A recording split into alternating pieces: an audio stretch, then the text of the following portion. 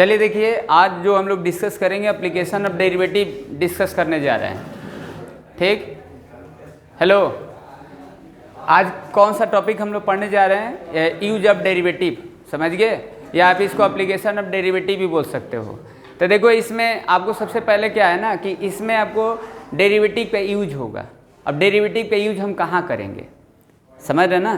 तो पहले देखिए यूज ऑफ डेरिवेटिव में आपको कितना पढ़ना होता था, और आज के टाइम में देखेंगे ना तो कितना पढ़ना है। देखिए, सबसे पहले क्या है मिस्टर, टॉपिक बता दें, उसके बाद हम वन बाई वन डिस्कस करते हैं क्या क्या पढ़ना है क्या नहीं पढ़ना है। तो देखो, कोरोना की वजह से आपका सिलेबस इसमें भी रिड्यूस हो गया है, ठीक ना? और आपको इसमें ये आपको देखना है कि हम डेरिवेटिव का यूज कहाँ कर रहे हैं और कब करेंगे, ठीक ना? देखो, डिफ्रेंसिएशन तो आप पढ़ लिए हो, डिफ्रेंसिएशन के यूज नहीं देखे थे। यहाँ पर यूज मतलब उसका एप्लीकेशन, उसका प्रयोग, ठीक ना, वो कहाँ होगा ये देखेंगे। इसके बाद देखो, अभी इंटीग्रेशन पढ़ेंगे तो उसमें इंटीग्रेशन का आपको यूज, उसका भी यूज पढ़ाना है। और देखिए, स्कूल के एग्जाम के पर्पज से अगर देखा जाए तो डिमांड वाला चैप्टर है, और इंजीनियरिंग में भी ऐसे मैक्सिमम इसका डिमांड होता है, ठीक ना? तो इसमें आपको रियल मतलब समझ में आएगा, कैलकुलस का रियल मतलब समझ में आएगा। तो देखो, पहले जो है रेट ऑफ चेंज पढ़ना है, ठीक mister, rate of change of quantities, ठीक, ये आपको टॉपिक पहले पढ़ना है। एनसीईआरटी के अकॉर्डिंग करें या चाहे और कोई फर्दर बुक लेंगे तो ये पढ़ना है। इसके बाद देखो, इंक्रीजिंग डिक्रीजिंग फंक्शन पढ़ना है। अब देखो, आपको फंक्शन से आइडिया तो होना चाहिए, इंक्रीजिंग डिक्रीजिंग फंक्शन पढ़ना है। और देखो, पहले जो पढ़ना होता था अब तो कट गया है, अब सिलेबस में नहीं है। एक पढ़ना होता था अप्रोक्सीमेशन। अप्रोक्सीमेशन का मतलब क्या होगा? देखो, ऐसे जो सिलेबस में नहीं है, देखो सिलेबस में नहीं है लेकिन फिर भी आपको थोड़ा बहुत आइडिया होना चाहिए, क्योंकि जब इंजीनियरिंग करोगे तो उसमें तो पढ़ना तो पड़ेगा ना, हर चीज़ का तो आपको पता तो होना चाहिए। तो बोर्ड के हिसाब से तो आपको ये पढ़ना है, ये पढ़ना है, अप्रोक्सीमेशन नहीं पढ़ना है। फिर देखो, टेंजेंट और नॉर्मल पढ़ना होता था, टेंजेंट और नॉर्मल अब नहीं पढ़ना है। ये देखो, टेंजेंट और नॉर्मल लाइन का मतलब, जैसे टेंजेंट का इक्वेशन, नॉर्मल का इक्वेशन, मतलब कोऑर्डिनेट ज्योमेट्री से अटैचमेंट हो जाता था, ये भी नहीं पढ़ना है। और 5 देखो, 5 अपने आप में एक इम्पॉर्टेंट है, मैक्सिमा मिनिमा पढ़ना है, मैक्सिमा एंड मिनिमा, ठीक। तो ये है। तो देखो, आपको इसमें 3 टॉपिक पढ़ना है। टॉपिक, हाँ, ये एक रेट ऑफ चेंज, इसके बाद इंक्रीजिंग डिक्रीजिंग फंक्शन, और उसके बाद मैक्सिमा मिनिमा, ठीक ना? तो इससे पहले देखो, सबसे पहले ये हम लोग समझते हैं कि रेट ऑफ चेंज में डेरिवेटिव के यूज कहाँ है। अब रेट ऑफ चेंज क्या है? देखो, रेट ऑफ चेंज डेरिवेटिव ही होता है। जैसे हम लोग dy बाई dx लिखते हैं, जैसे ये dy बाई dx जानते हो।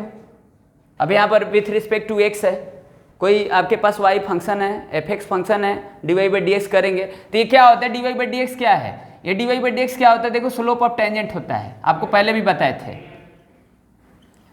जब डेरिवेटिव का इंट्रोडक्शन किए थे, जब हम डेरिवेटिव पढ़ रहे थे।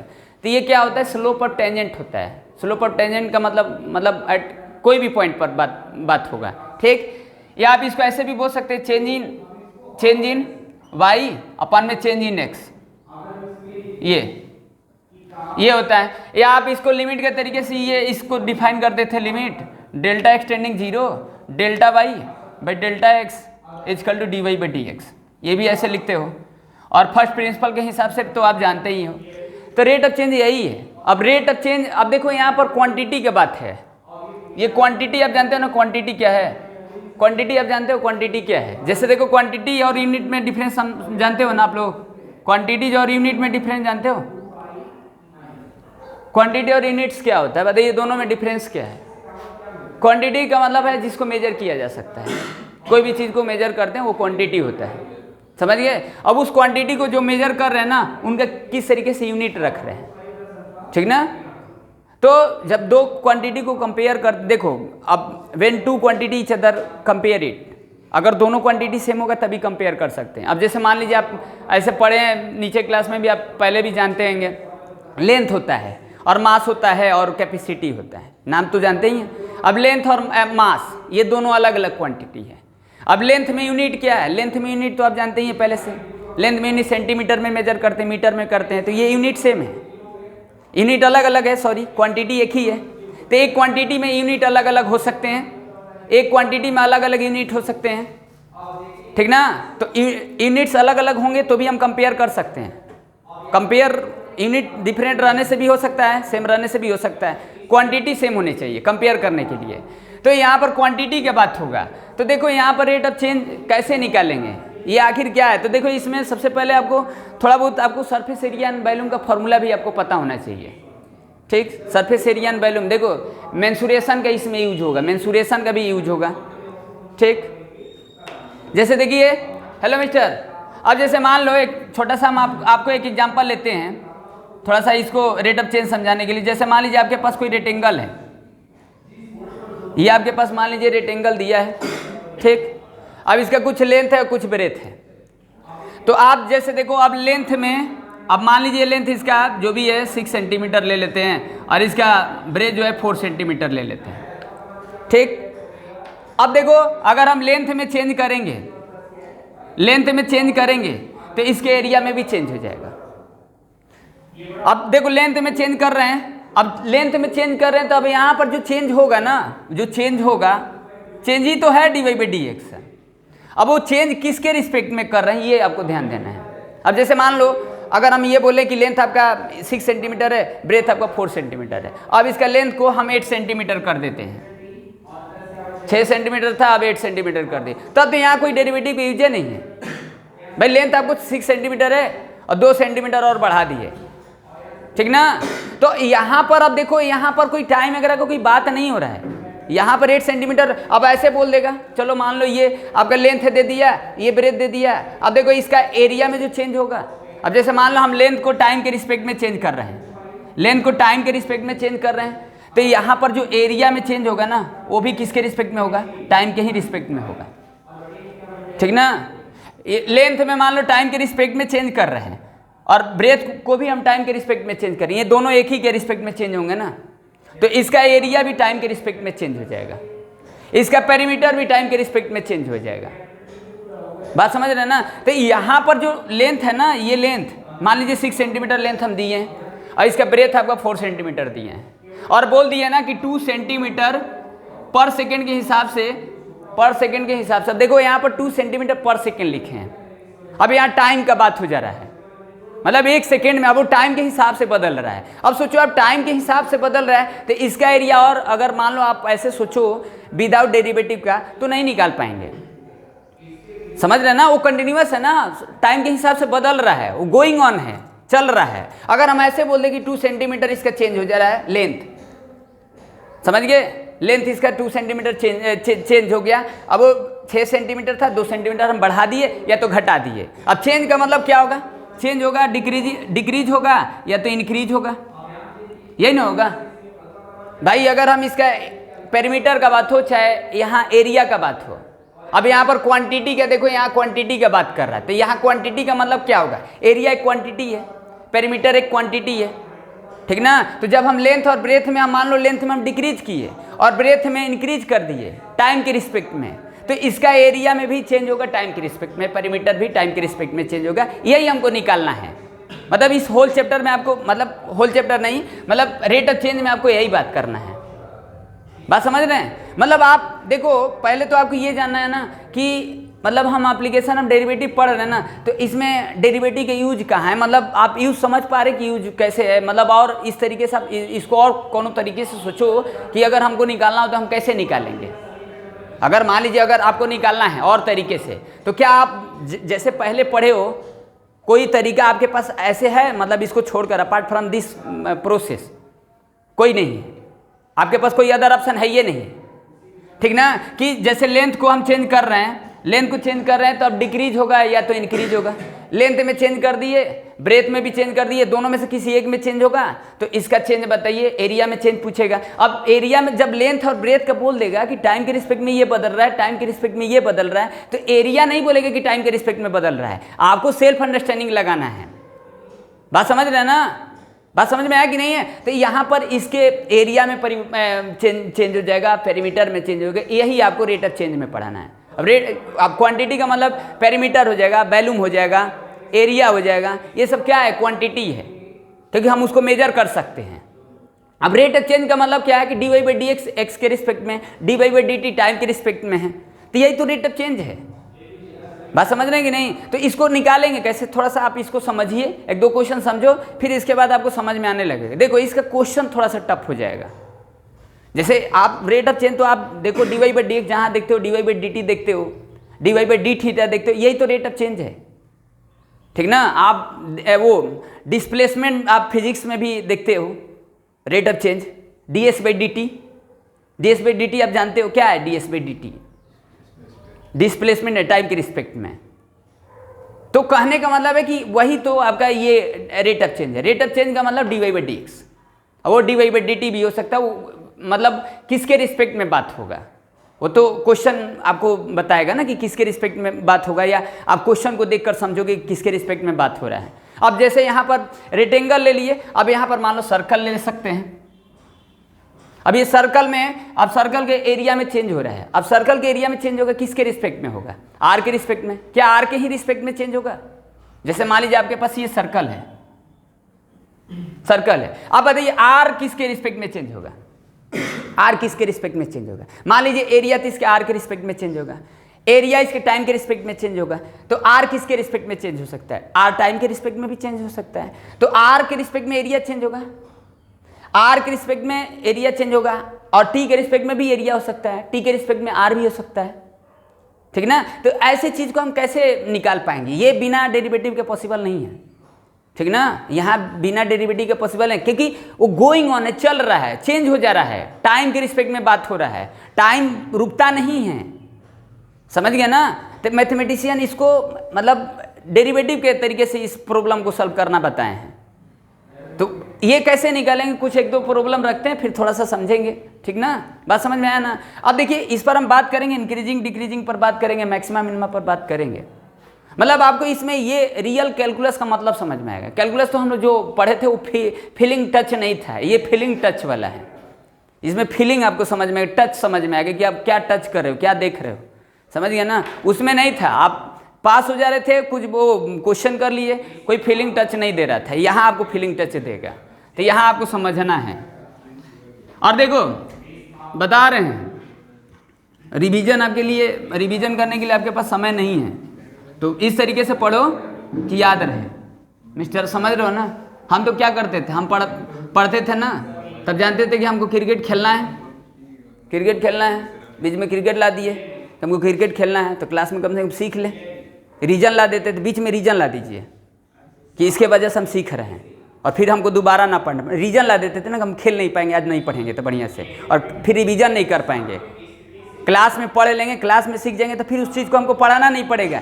बीच में रीजन लाइए, रीजन आप रीजन समझ, आप बोले 95% ला देंगे, 95% ऐसे बोल दिए ना, उसको रीजन लाइए कि 95% लाएंगे तो क्यों लाएंगे? अब मान लीजिए 70% क्राइटेरिया है, 75% IIT के क्राइटेरिया है, क्राइटेरिया क्यों रखा है? बाकी सब सिलेबस में नहीं रखा है, बाकी सब आप सिविल सेवा का तैयारी करिए उस सब में नहीं रखा है। क्राइटेरिया इसमें रखा है कि लोगों को ये रहता है कि हमको 75% लाना है उस एग्जाम में बैठने के लिए, ठीक ना? तो वो एक रीजन दे देता है आपको, और रीजन दे देगा तो पढ़ेंगे ही।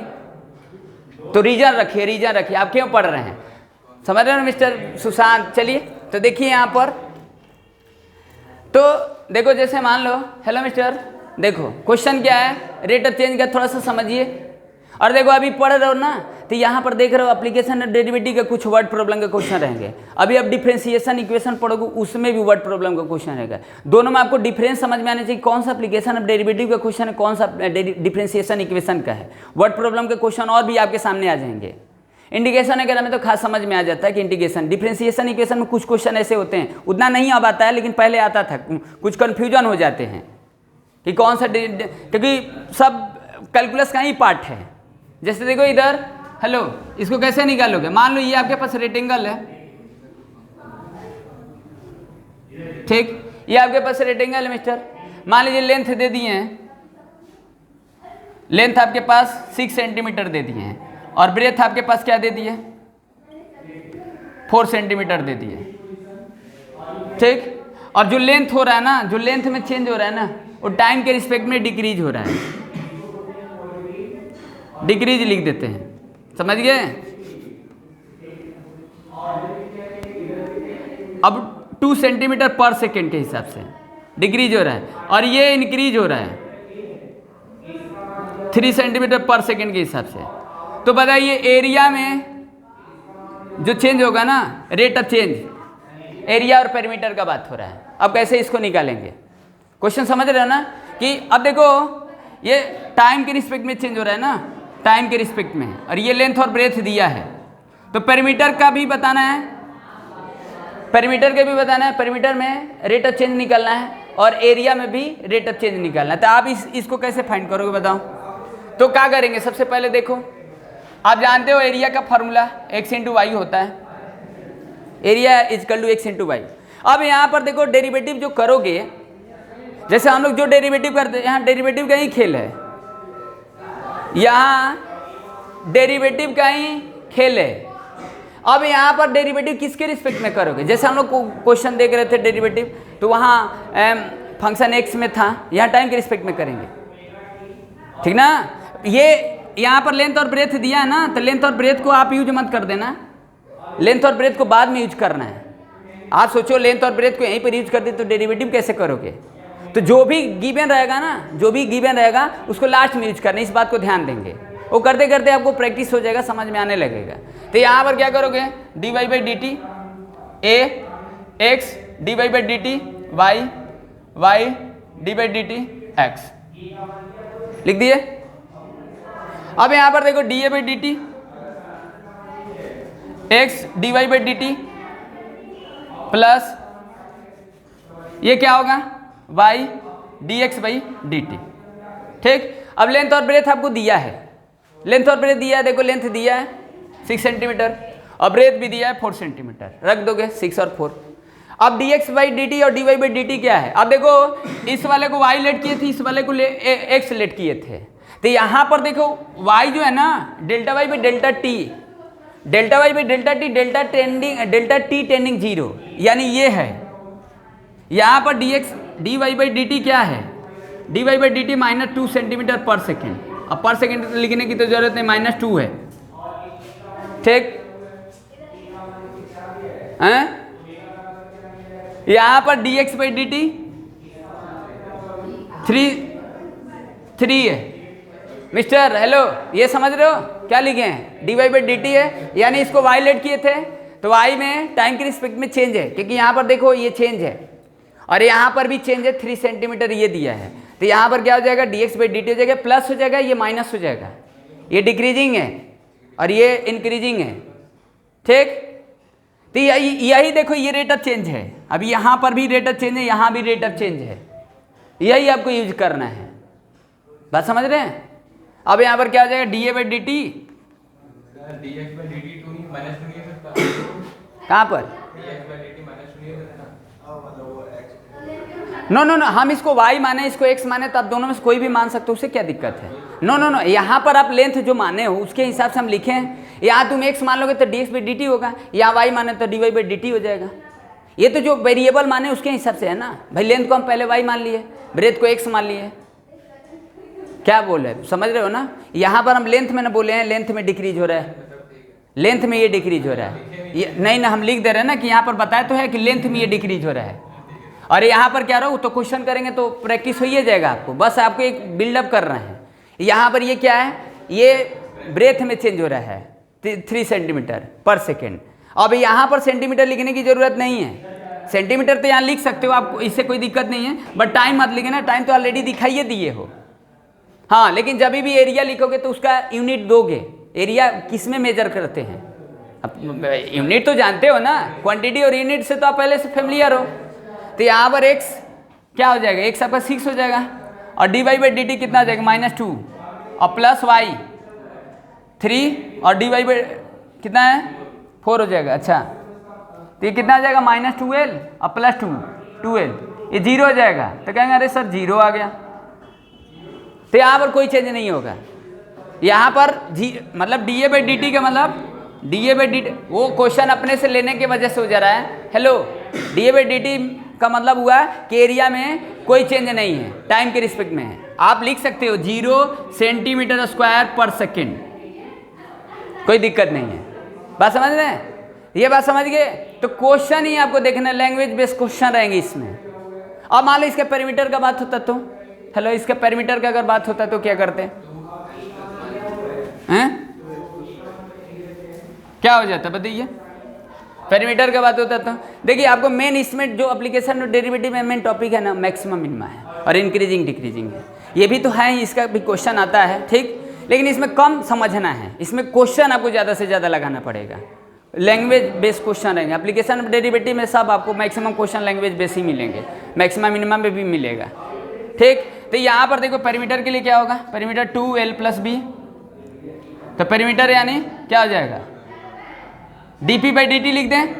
मिस्टर, dp/dt टाइम के रिस्पेक्ट में चेंज होगा, लेंथ और ब्रेथ में टाइम के रिस्पेक्ट में होगा, तो पेरीमीटर में भी बात होगा, तो टाइम में बोलेगा नहीं। क्वेश्चन लगाएंगे, अभी एनसीईआरटी लगाते हैं ना, देखते हैं आप लोग कि कितना आप समझ पा रहे हैं। dp/dt 2x + y, तो 2dx/dt प्लस 2dy/dt। अब यहाँ पर देखो, यहाँ पर लेंथ ब्रेथ का कोई यूज नहीं है, यहाँ पर सिर्फ चेंज का ही यूज हो रहा है, क्योंकि x और y है कहाँ, उसमें टर्मिनेट हो जा रहा है ना। तो एरिया में x और y का यूज हो रहा था और dx/dt और dy/dt का यूज हो रहा था, ठीक ना। तो पहले आपको जो भी होगा आप वेरिएबल मान लोगे, लेट कर लोगे, वो वेरिएबल का वैल्यू दिया रहेगा। यहाँ देखो वेरिएबल का वैल्यू दिया था, फिर भी हम वेरिएबल लेट कर रहे थे। वेरिएबल लेट क्यों कर रहे थे? ये लेटे करने वाला तो इसमें दिक्कत है। लेट क्यों कर रहे थे? क्यों लेट कर रहे थे मिस्टर? क्योंकि यहाँ पर देखो, जो यहाँ पर दिख रहा है ना, वो चेंज हो रहा है। तो चेंज हो रहा है तो किस में चेंज हो रहा है? लेंथ में। तो ये तो सिर्फ इतना ही तो नहीं रहेगा, वो तो टाइम के रिस्पेक्ट में बदल रहा है। तो बदल रहा है तो इसमें बदल रहा है और इसमें बदल रहा है, तो ये दोनों बदल रहे हैं, तो वेरिएबल लेट करके ही चलेंगे, क्योंकि वेरिएबल का मतलब डोंट हैविंग फिक्स वैल्यू। तो ये तो फिक्स है नहीं, टाइम के रिस्पेक्ट में तो चेंज हो रहा है, तो इन दोनों वेरिएबल को लेट करके चलेंगे। समझ रहे हो? ये अब यहाँ पर 2 × dx/dt, dx/dt वैल्यू रख दो, कितना आ जाएगा? ये कितना है dx/dt? dx/dt आपका 3 है और प्लस 2 × -2, तो 6 - 4, अभी 2 आ जाएगा और dp/dt लिखोगे, तो dp/dt 2 लिखोगे, बस इतना से मीनिंगलेस होगा। अब इसको क्या लिखोगे? 2 सेंटीमीटर पर सेकेंड। पेरीमीटर का यूनिट जानते हो, वहाँ इंक्रीजिंग होगा, यानी लेंथ में जब हम डिक्रीज करेंगे और ब्रेथ में इंक्रीज करेंगे तो उसका पेरीमीटर इंक्रीज होगा, यानी 2 सेंटीमीटर पर सेकेंड के हिसाब से बदलेगा पेरीमीटर भी, ठीक ना। बात समझ में आया? तो ये चीज़ है, तो यही आप रेट ऑफ चेंज का बेस का क्वेश्चन है। समझ गए कि नहीं? रेट ऑफ चेंज तो समझ गए ना। क्वेश्चन बता रहे हैं, एक्सरसाइज देखिए 6.1 देखिए, खत्म कर देते 6.1।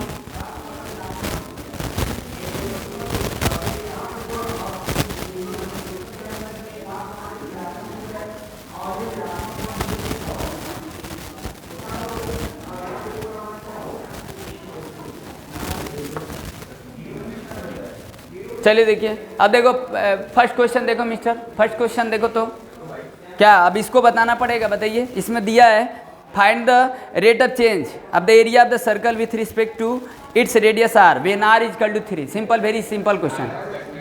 हाँ, आर के रिस्पेक्ट में बात कर रहा है, एक सर्कल दिया है, सर्कल का रेडियस दिया है, तो क्या पूछ रहा है? dA/dr पूछ रहा है, तो एरिया इक्वल टू क्या कर लेंगे? πr² कर लेंगे। आर के रिस्पेक्ट में डेरिवेटिव कर देंगे, तो a इक्वल टू πr² है, तो उसका डेरिवेटिव कितना हो जाएगा? dA/dr इक्वल टू 2πr हो जाएगा। अब सरकमफ्रेंस मत समझ जाना है, वो तो πr² का आर के रिस्पेक्ट में करे, r² का 2r हो जाएगा, पाई कॉन्स्टेंट है। तो एक सर्कल है आपके पास, ये आपके पास आर दिया है, आर कितना है? 3 सेंटीमीटर, और dA/dr पूछ रहा है। जो पूछ रहा है उस पर फोकस करो, और जो गिवन है उस पर फोकस करिए, और किसी पर नहीं। नहीं तो सब पर फोकस करोगे ना, तो एक दिन आपका फोकस निकल जाएगा। कल पर फोकस करते हो जी? रास्ते में जितने लोग को देखोगे उतने लोग पर फोकस करोगे हैं? हाँ, सेंटर पर फोकस करोगे। चलो, तो dA/dr इक्वल टू 2πr हो गया। अब dA/dr और आर इजकल टू कितना है, r equal to 3 centimetre, 2 pi into 3 और सेंटीमीटर स्क्वायर तो 6 पाई सेंटीमीटर स्क्वायर। अब यहाँ टाइम मत लगा देना क्योंकि आर के रिस्पेक्ट में तो बस यही होगा 6 पाई सेंटीमीटर स्क्वायर, ठीक ना। तो यही क्वेश्चन है, समझ गए। फर्स्ट क्वेश्चन एनसीईआरटी का एक्सरसाइज कौन सा 5.1। एनसीईआरटी तो बता रहे हैं हनुमान चालीसा है, ठीक ना, फिर भी आपको काम आ जाएगा। देखते हैं ना, भूत भगाने के लिए हनुमान चालीसा लोग पढ़ने लगते हैं, ठीक ना मिस्टर। भूत भगाने के लिए हनुमान चालीसा लोग पढ़ने लगते हैं। 6.1 है, इरेज हो गया। अच्छा 6.1 है, चलिए कोई बात नहीं।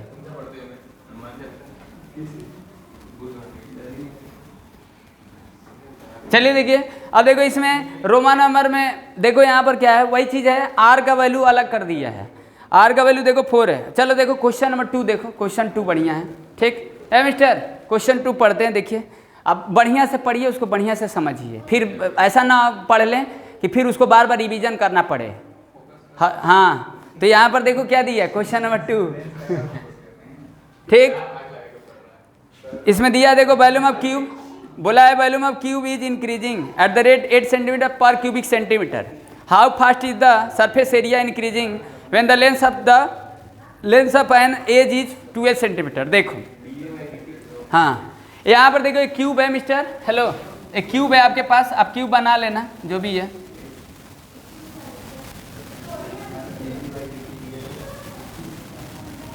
ठीक, ये आपके पास मान लीजिए क्यूब है। अब इसका एज को लेट कर लेते हैं, x है, आप इसको लेट कर लेना x है, ठीक ना। ये लिखे हैं, समझ गया ना, 3 ऑल साइड इक्वल होते हैं, क्यूब जानते हैं आप। अब क्यूब का वैल्यूम क्या होता है, volume is equal to side cube. अरे वैल्यूम ऑफ क्यूब क्या होगा, वैल्यूम ऑफ क्यूब क्या होगा, साइड का क्यूब। तो कितना जाएगा, volume is equal to x का क्यूब। और सरफेस एरिया क्या होता है, अब देखो यहाँ सरफेस एरिया एक टीएसए होता है, एक सीएसए होता है। तो पहले भी पढ़ेंगे सीएसए और टीएसए।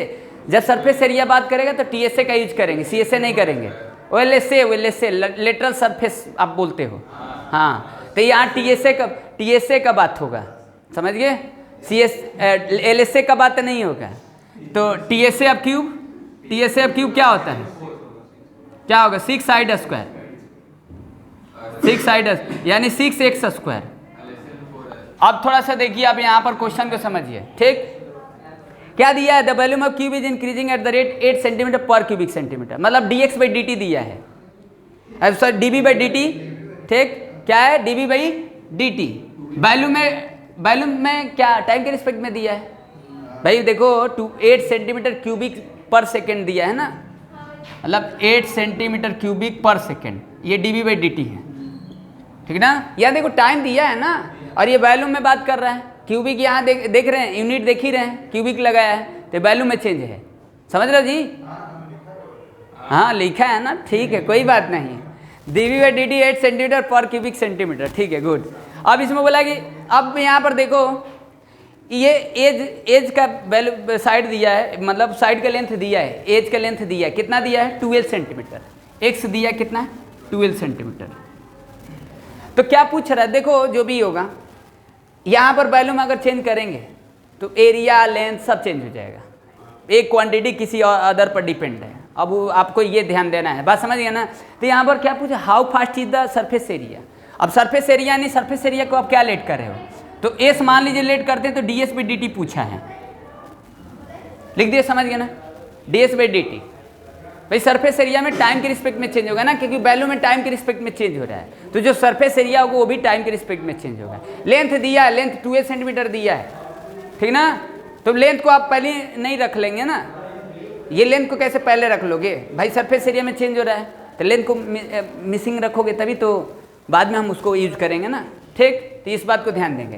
तो क्या करें, आप देखो वैल्यूम ये दिया है तो जो गिवन है उसको लगा दो। तो वैल्यूम का फॉर्मूला क्या है, साइड के क्यूब, तो dv बाई dt कितना हो जाएगा 3x स्क्वायर और dx बाई dt, लिखे समझ में आया। हेलो मिस्टर, ये volume is equal to x cube हो गया, ऑलरेडी x लेट कर लिए हैं, टाइम के रिस्पेक्ट में करते हैं dv by dt, x cube का हो जाएगा 3x square with respect to time. तो then dx by dt also right this thing. तो आप देखो यहाँ पर dv by dt दिया है, रख दो 3x स्क्वायर। पहले आप dx by dt निकालोगे। अब dx by dt क्या है, अब ये इतना समझिए कि dx by dt निकाल क्या रहे हैं, मतलब ये तो समझ रहे हैं कि dx by dt आ रहा है, बट उसको फील करो क्या है dx by dt। dx by dt का मतलब साइड में टाइम के रिस्पेक्ट में चेंज है, यहाँ वैल्यू में टाइम के रिस्पेक्ट में चेंज है, यहाँ सरफेस एरिया में टाइम के रिस्पेक्ट में चेंज पूछ रहा है। तो आपको यहाँ पर जो साइड का चेंज है उसका आप निकाल रहे हो, रेट ऑफ चेंज आप साइड निकाल रहे हो, मतलब एज निकाल रहे हो इसका, ये टाइम के रिस्पेक्ट में ये कितना है, यही dx by dt है, मतलब इसमें कितना चेंज होगा। ओके, तो इस बात को ध्यान देंगे। अब बिना इसके आप ये नहीं निकाल सकते हो। तो ये हो गया dx by dt क्या है, dx by dt पहले निकालो। चलिए कितना आ जाएगा 8/3 इंटू एक्स का वैल्यू कितना है 12 इंटू 12 और dx by dt।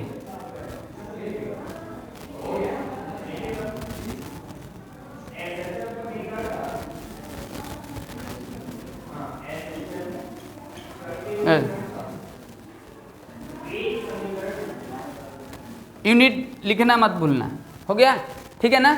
ये क्या आया, ये उसके साइड में टाइम के रिस्पेक्ट में चेंज है। अब आपको क्या निकालना है, ds by dt निकालना है। तो ds by dt के लिए आप s लेट कर लिए, वहाँ देख लेना क्या लेट किए, s लेट किए हैं, जो भी लेट करेंगे यहाँ पर रखेंगे। तो s इज कल टू 6i² है, तो s इज कल to 6i², 6x² ds by dt। अब 6x² का डेरिवेटिव क्या होगा 12x और dx by dt, 12x dx by dt। अब यहाँ पर देखिए 12 इंटू एक्स का वैल्यू रख दीजिए 12 और dx by dt का वैल्यू ये जो निकाले हैं टाइम के रिस्पेक्ट में वो साइड का चेंज हो रहा था, तो ये कितना वैल्यू है 54 है। और यहाँ स्टैंडर्ड यूनिट लगाना मत भूलना, एरिया है टाइम के रिस्पेक्ट में स्क्वायर यूनिट हो जाएगा। ये काट देना इसको, 6 दूना 12, 6 9 54 कितना हो जाएगा 6 9 जा 54, 3 4 जा 3, 8/3। अब 8/3 क्या आया, यहाँ लिख देते हैं 8/3 क्या आया ds by dt 8/3 centimetre square per unit पर सेकेंड। समझ गए।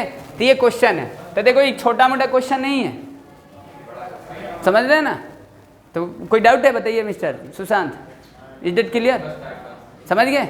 गुड, वेरी गुड, एक्सीलेंट लड़के, गुड गुड। हाँ तो इस समय चलिए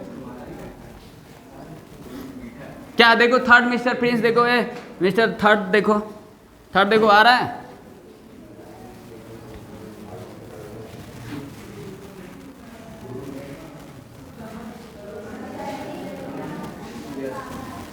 थर्ड आ रहा है, छोड़ दें आप लोग देख लो, सिंपल है, समझ गए क्या दिया है, पढ़ दे रहे हैं, समझा दे रहे हैं।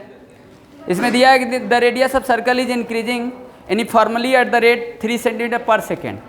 Find the rate at which of the area of the circle is increasing when the radius is 10 centimeter. देखो एक सर्कल है आपके पास, सर्कल का जो रेडियस है ना टाइम के रिस्पेक्ट में चेंज हो रहा है। तो क्या पूछ रहा है, टाइम के रिस्पेक्ट में रेडियस चेंज हो रहा है, टाइम के रिस्पेक्ट में रेडियस चेंज हो रहा है, तो एरिया में चेंज पूछ रहा है ना, जबकि रेडियस दिया हुआ है 10 सेंटीमीटर। निकालेंगे ना, हैं रेडियस में चेंज है, dr by dt दिया है और r दिया है, और dA by dt निकालना है, ये नहीं निकालना है। चल ठीक है, तो एरिया इज कर लो क्या होगा पाई स्क्वायर। क्वेश्चन नंबर 3, हाँ क्या प्रॉब्लम है बोलो। तो dA by dt कितना लिखेंगे मिस्टर सुशांत, बोलिए कितना लिखेंगे इसको बताइए।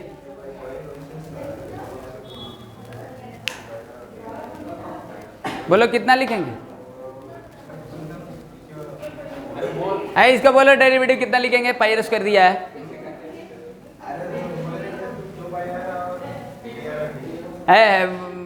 क्यों हेल्प कर रहे हो। 2 पाई r dr by dt, तो r दिया कितना 10 सेंटीमीटर और dr by dt कितना है 3 सेंटीमीटर पर सेकेंड। गुड, ठीक, पुट कर देना। तो dA by dt 2 into pi into r का वैल्यू कितना 10 और dr by dt 3 और सेंटीमीटर स्क्वायर पर सेकेंड। कैलकुलेट कर देना, आ जाएगा 120 पाई, सही है ना?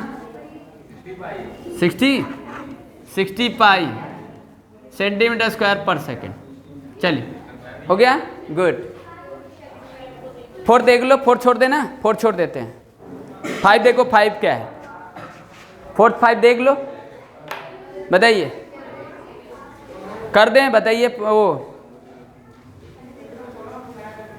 बोलिए। 4 5 देख लो मिस्टर हिमेश, देख लो।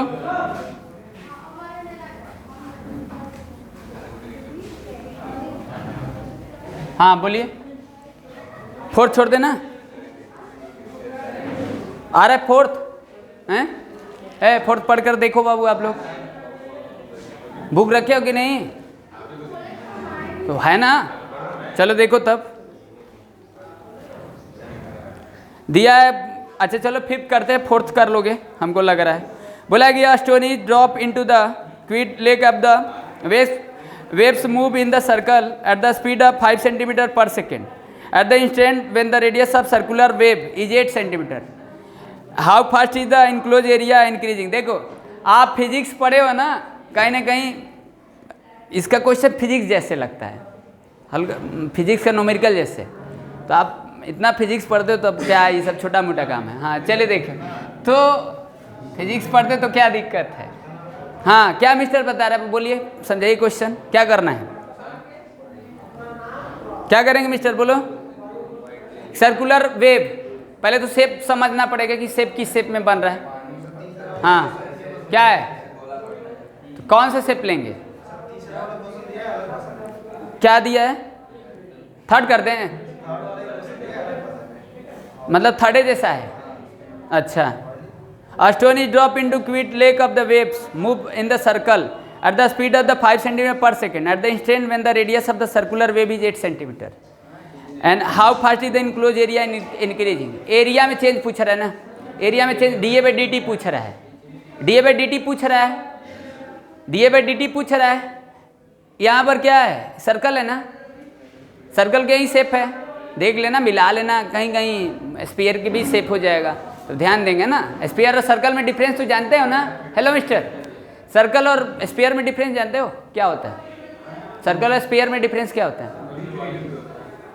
सर्कल एक प्लेन फिगर है और वो 3D शेप है, उसकी कुछ कैपेसिटी एग्जिस्ट करेगा, इसमें कोई हाइट लेंथ ब्रेथ नहीं होता है सर्कल में, प्लेन फिगर है ना। प्लेन फिगर नहीं समझ रहे हो? स्फीयर में हाइट तो होगा ना, कैपेसिटी तो होगा, तो जहाँ कैपेसिटी होगा वहाँ हाइट तो होगा ही। 3 डायमेंशन शेप है ना, सॉलिड शेप है ना। चलिए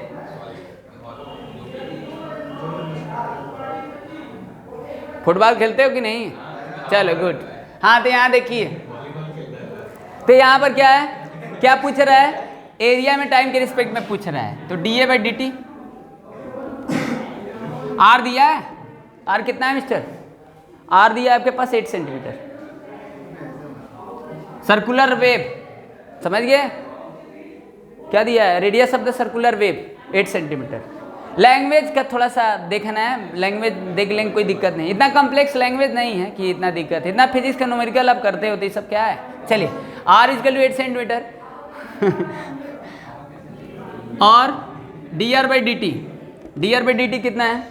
5 सेंटीमीटर पर सेकेंड। ये चलिए ठीक है, ओके। चलिए निकाल लीजिए, बताइए मिस्टर, लिख दें। एरिया इक्वल क्या होता है? πr²। अब देखो सरफेस एरिया वैल्यूम का फॉर्मूला है। Hello mister, surface area volume का फॉर्मूला याद कर लेना, मैक्सिमम मिनिमम यूज होगा, यहाँ भी यूज होगा, मैक्सिमम मिनिमम भी यूज होगा, ठीक।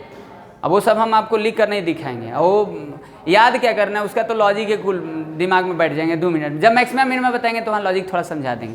एरिया इक्वल टू πr², तो da/dt 2πr dr/dt। चलिए 2 × पाई एज इट रहने दीजिए, पाई का वैल्यू मत पुट करना, रख देना, मत रखना, वो आपके ऊपर डिपेंड करता है। r कितना दिया है? 8 और dr/dt 5। कब से ए मिस्टर? नो ये 80 पाई हो गया। यहाँ यूनिट बार बार बोल रहे हैं कि यूनिट पर, हाँ ओके चलो ठीक है, तो ये हो गया 5 हो गया। चलिए इधर देख लीजिए, 6 छोड़ देते हैं। चलिए देखिए 7 तो अभी बताए हैं, देख लो 7 अभी 7 जब समझा रहे थे तो समय इसमें दे दिया है। 7 बताया ना क्या है, फिर से एक बार पढ़ दें। देखो लेंस एक्स अब rectangle is decreasing at the rate 5 centimetre per minute and the width of the y is the increase at the rate 4 centimetre per minute when x is equal to 8 centimetre y is equal to 6 centimetre. Rate of change is asking perimeter and asking and area of the rectangle asking. तो समझ गया ना mister Prince, वही है, same similar question जो अभी रखे थे वैसे एग्जाम्पल। लेंथ में देखो यहाँ पर लेंथ को एक से लेट कर लिया, यहाँ आपको वेरिएबल भी नहीं लेट करना है। हाँ लेंथ भी आपको लेट कर दिया है, ब्रेथ भी लेट कर दिया है, एक्स और वाई दिया है, dx बाई dt दिया है, dy बाई dt दिया है। पेरीमीटर एरिया निकाल लेना, सिंपल क्वेश्चन है। क्वेश्चन नंबर 8 देखो तो, चलो 8 हाँ 8 देखिए, 8 देख लीजिए। इसमें 1-2 क्वेश्चन है थोड़ा सा खास है।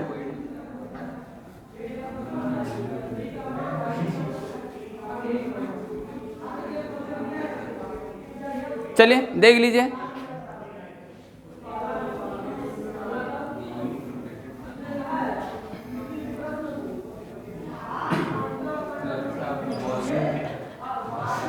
बोला कि a balloon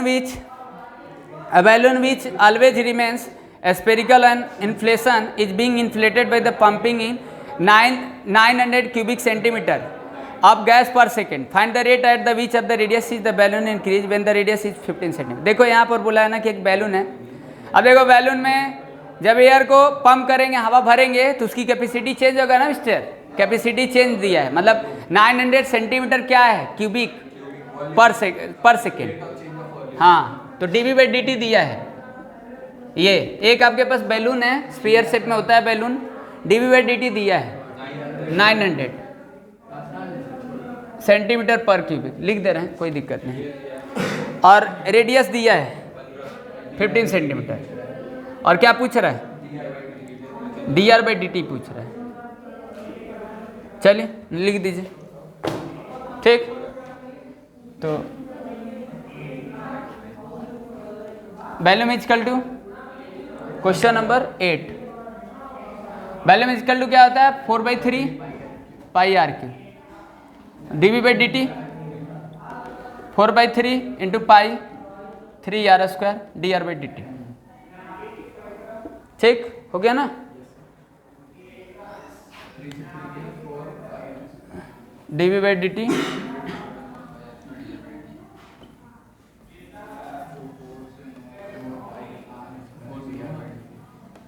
ये दिया है 900 cubic centimetre per second. R का वैल्यू भी दिया है, कितना है 15 इंटू 15। और ये पूछ रहा है D r by d T पूछ रहा है। इसका यूनिट लगाना मत भूलना है, यू डोंट फॉरगेट यूनिट। ये काट दो इसको, इससे 15 6 जा 4 जा 4 से कट गया 1/पाई centimetre per second equal to d r by d t. ये आंसर हो जाएगा, डन। ठीक है चलिए क्वेश्चन नंबर 9 छोड़ देते हैं, वैसे ही दिया है। 10 पढ़िए, 10 अच्छा क्वेश्चन है। 10 पढ़िए, 10 देखिए, 10 11 अच्छा क्वेश्चन है। 10 11 और 14 और 13 डिस्कस कर लेते हैं।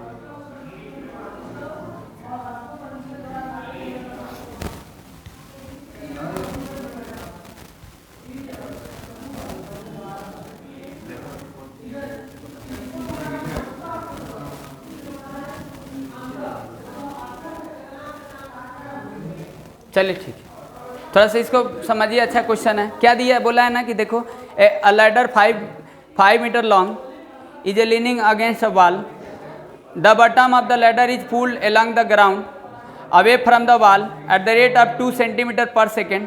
How fast is the height on the wall decreasing when the foot of the ladder is 4 metre away from the wall. देखो सबसे पहले इनिशियल टाइम में देख लो, इनिशियल टाइम को लेकर फिगर बनाएंगे। ठीक, देखो जी मिस्टर 5 मीटर क्या है, लैडर है, स्टेयर है, उसका लेंथ दिया है, वॉल के सहारे खड़ा है। तो एक क्या बनेगा, एक शेप, अब देखो रेक्टेंगल बने, ट्रायंगल बनेगा, राइट ट्रायंगल। ये देखो ये चीजें,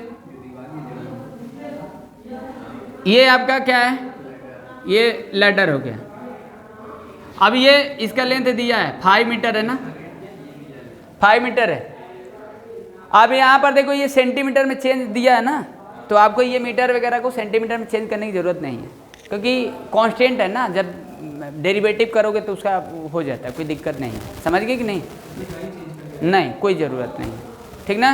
ये 4 मीटर इसका दिया है, तो इसको x मान लेते हैं, इसको y मान लेते हैं, ठीक ना। अब x और y इसको क्यों माने, इसको क्यों नहीं लेट किए हैं? पहले देखो इसको x y क्यों माने, इसको क्यों नहीं माने हैं? देखो जब अब आप देखो मिस्टर, पहले सुनो, जैसे ये सीढ़ी है तो पकड़ोगे तो ये लेंथ बढ़ेगा और ये वाला हाइट घटेगा, सीढ़ी का लेंथ थोड़ा चेंज होगा। जैसे ये सीढ़ी है तो ये रखोगे तो ये वाला लेंथ बढ़ेगा, ये घटेगा, तो यानी dy by d T decrease होगा और dx by d T increase होगा। यहाँ प्लस में होगा, ये माइनस में होगा, ठीक ना। और इन दोनों को क्यों लेट किए हैं? देखो यहीं दोनों में फ़र्क पड़ रहा है, इसमें थोड़ा फर्क पड़ रहा है। आप लेडर में कोई चेंज नहीं है, तो जो चेंज हो रहा है उस पर बात कर रहे हैं ना, इसीलिए हम इन दोनों को वेरिएबल रख लिए, ठीक ना। तो चेंज किस में होगा? इसमें चेंज होगा, इसमें होगा, तो जो चेंज होगा उसको वेरिएबल लेकर चलेंगे, ठीक। ये लेंथ का दिया है, इसका लेंथ दिया है 5 मीटर दिया है। अब यहाँ पर देखो आपको ये कंसेप्ट लगाना, क्या लगाना है कंसेप्ट भाई? अब टाइम के रिस्पेक्ट में ये चेंज हो रहा है, ये भी चेंज हो रहा है। यहाँ एक राइट एंगल बनेगा क्योंकि ये वाल है और ये आपका लेडर है, तो ये 90 डिग्री पर इंक्लाइंड रहेगा। चलिए, तो यहाँ पर पाइथागोरस थ्योरम लगा दो, x square plus y square equal to 25 लिख दिए।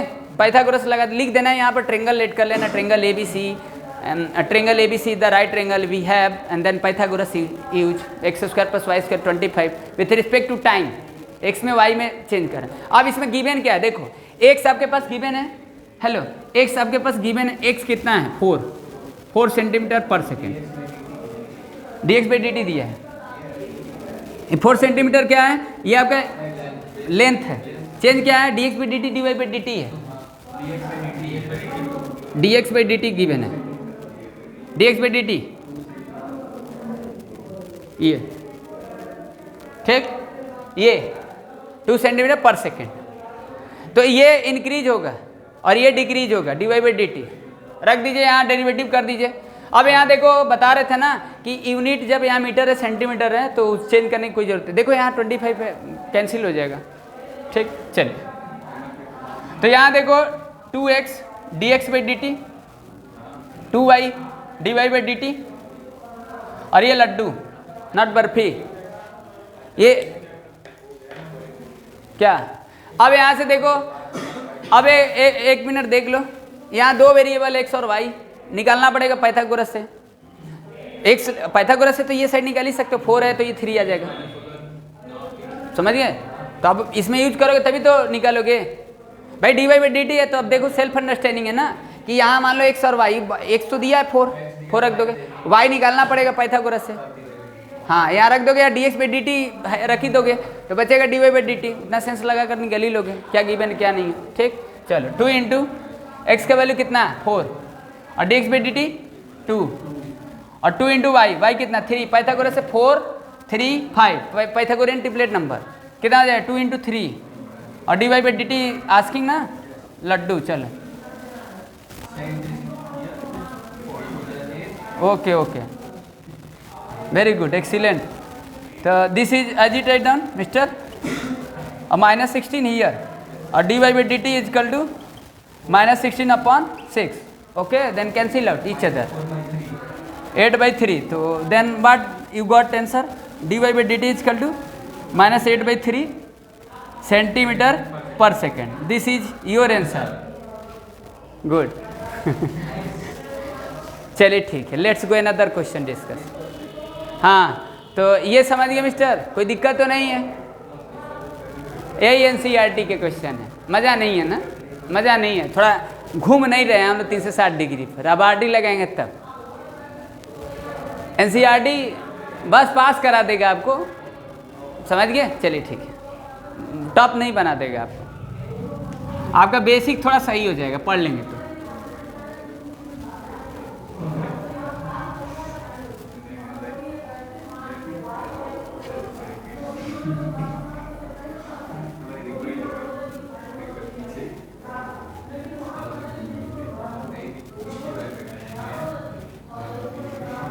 चलिए मिस्टर देख लीजिए। Hello Sushant, come here, you take this. हाँ चलो देखो क्वेश्चन नंबर मिस्टर 12 देख लो। 12 देखो 12, यू गो एट 12। हाँ इसी mister 12 what is asking question 12। You first of all you read question.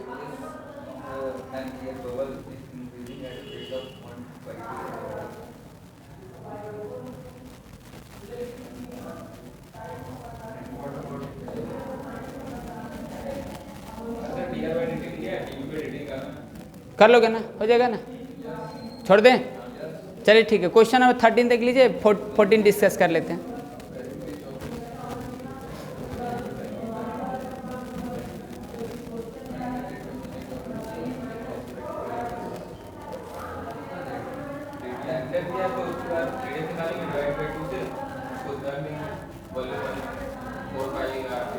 कर दें, हो जाएगा।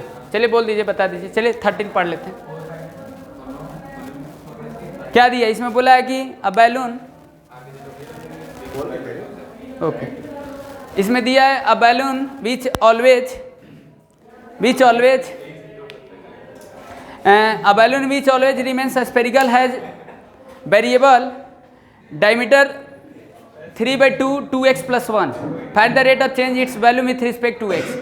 x के रिस्पेक्ट में ही बोल रहा है। क्या दिया है मिस्टर? एक बैलून है, एक स्फीयर है आपके पास, ठीक, ये स्फीयर है। हेलो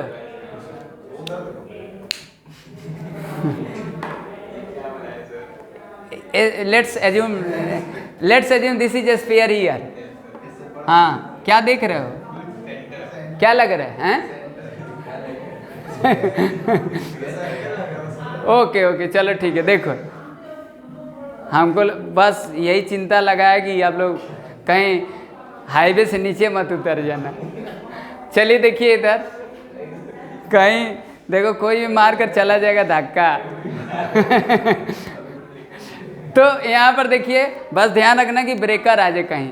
यहाँ पर देखो इधर, हाँ, तो एक यहाँ पर आपके पास स्फीयर है, बैलून है, जिसका डायमीटर आपके पास है। देखो डायमीटर दिया है, तो डायमीटर 2r = टू कितना? 3/2 कितना है? 2x + 1। चलो ओके, हो गया। तो r = कितना आ जाएगा? 3/4 2x + 1। Okay, understand or not? Okay, then question is what is asking find the rate of change with respect to x। Value में x के रिस्पेक्ट में बोल रहा है, तो वैल्यू में = क्या होगा? 4/3 πr3। तो r का वैल्यू रख कर आपको वो करना है डेरिवेटिव, समझ गए? यहाँ r में ही मत करना, r को इन टर्म्स ऑफ x कर देना, बस यही लॉजिक है और कुछ नहीं है। तो v = 4/3 πr, r का वैल्यू 3/4 और 2x + 1, ठीक। This cancel out, this is cancel out here, cube, sorry r का क्यूब ना, ओके 4/3 πr 27 64 2x + 1 क्यूब। हो गया मिस्टर?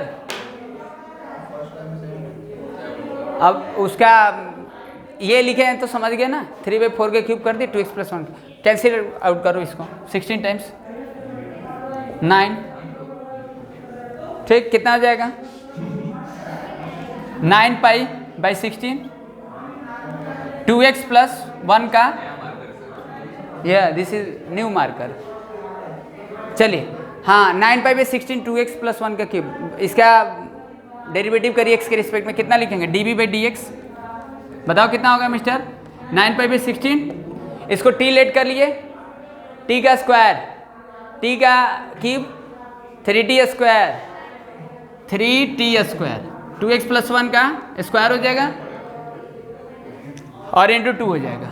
लिखे समझ गया ना? देख लो, चेक कर लो, लिखे समझ गया ना? v = 4/3 πr3 था, वहाँ 2r = 3/2 2x + 1 था, r = 3/4 2x + 1 हो गया। यहाँ पर भी इजकल टू क्या है, भी equal to 4/3 pi r cube 4/3 pi into r का क्यूब कर दिए, 3/4 का क्यूब कर दिए, 2x + 1 का क्यूब कर दिए। भी इजकल टू 4/3 इंटू पाई हो गया, 3 का क्यूब 4 का क्यूब 27/64 27/64 और 2x + 1 का क्यूब कर दिए। फिर कैंसिल आउट कर दिए, फिर 2x + 1 को टी मान लिए, 2x + 1 को टी का क्यूब कर दिए, 3t² और टी के कर दिए तो 3 × 2x + 1 का होल स्क्वायर इंटू 2। यहाँ पर आ गया, काट दो पीट दो, आ गया। समझ गए कि नहीं? कितना आ जाएगा? 8।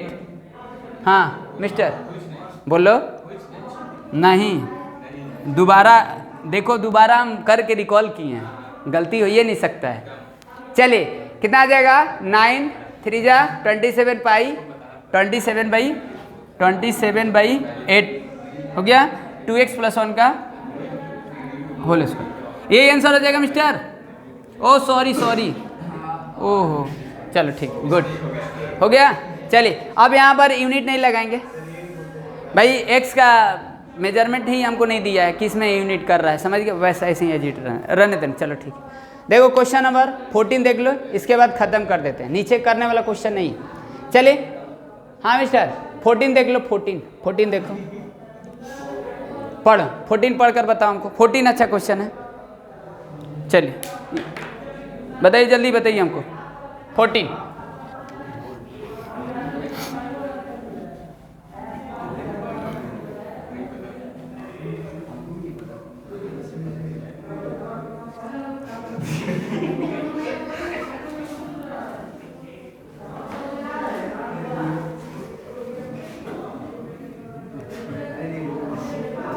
मिस्टर रिवीजन क्वेश्चन पढ़ो।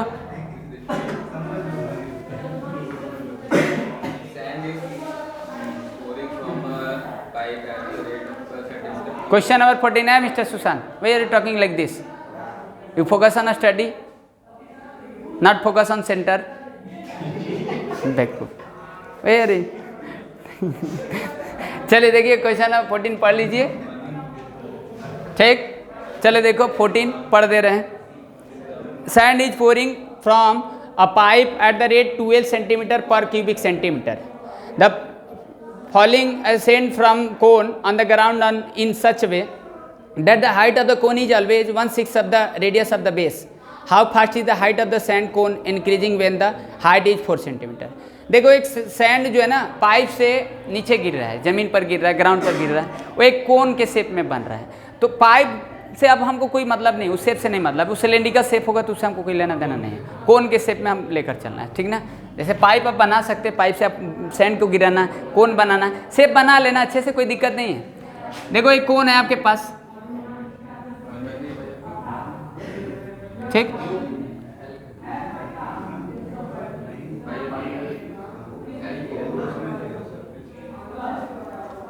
ऐसे समझ गए कि नहीं? चलिए आप बना लेना जैसे अच्छा से आपको बनाना है, बना, ठीक, जो भी है। अब देखो यहाँ पर इसका देख रहे हैं ना, इसकी कैपेसिटी चेंज होगा ना, इसकी कैपेसिटी भी चेंज होगी, इसकी कैपेसिटी भी चेंज होगा। जैसे पहले सिंपटी है, खाली है, और ये फुल है मान लो पाइप, तो इससे गिराएंगे तो इसका डिक्रीज होगा ना, तो इसका इंक्रीज होगा, तो इसके वैल्यू में भी चेंज होगा, तो इसके वैल्यू में भी चेंज होगा, ठीक। वैल्यू में चेंज होगा तो देखो रेडियस और हाइट में चेंज हो गई, ठीक ना। तो रेडियस और हाइट में चेंज होगा तो रेडियस हाइट का लेकर चलते हैं, एज्यूम कर लेते हैं, इसका रेडियस r हो गया, इसका हाइट h हो गया, समझ गए? अब कौन का हाइट लेट की है और रेडियस का हाइट लेट की है, केन लेट की है, आप समझ रहे हो? हाँ, उसी का बात कर रहा है, हमको पाइप से लेना देना नहीं है।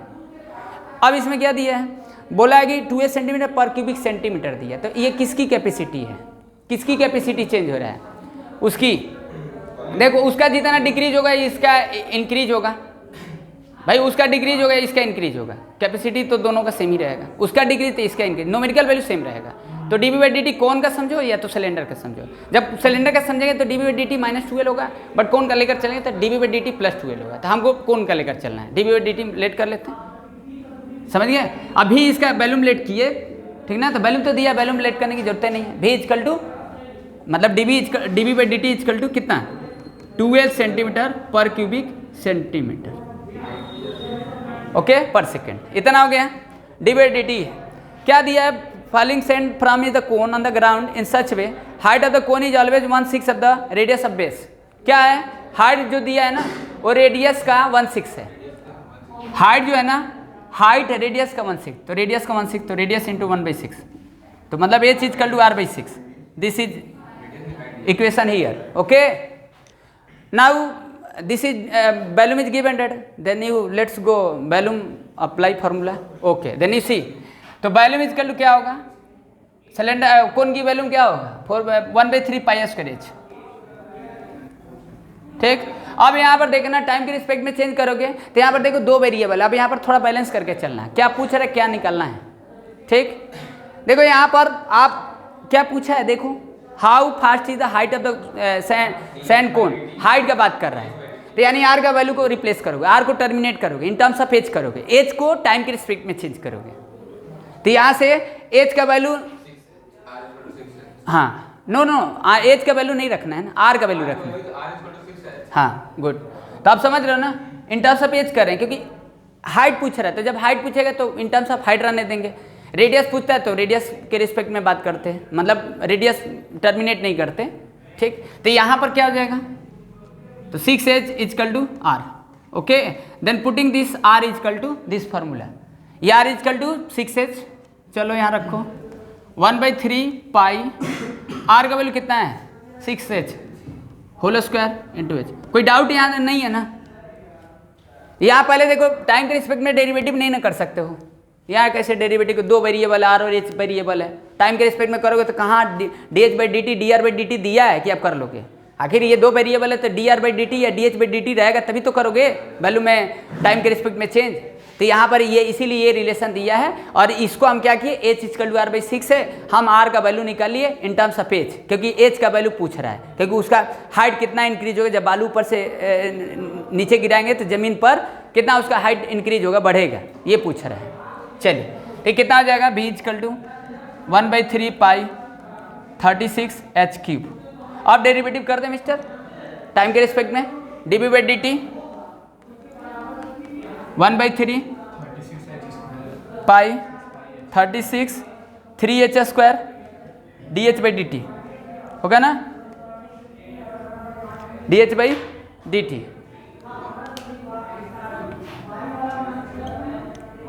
तो dv/dt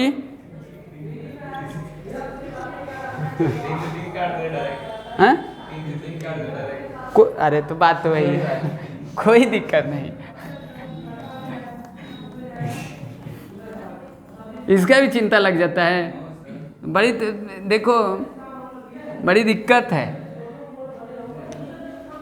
ठीक, dv/dt is equal to 36 pi h² dh/dt हो गया, ये h का वैल्यू, dv/dt कितना है 2l, रख दो यहाँ पर, यहीं रख देते हैं 36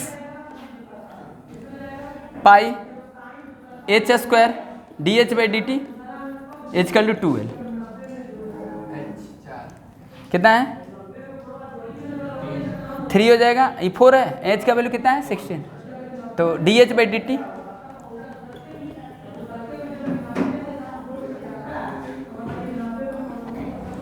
ठीक, done mister. Okay, is that clear, अब खत्म हो गया, अब ये लगाने वाला क्वेश्चन है, अब ट्राई कर लेना, समझ गए। देखिए वो मैथ से कोई लेना देना नहीं, इकोनॉमिक्स का चीज़ है, कभी नहीं आएगा, समझ गए। ओके डन, अब रेट ऑफ चेंज खत्म हो गया, आगे ट्राई करेंगे।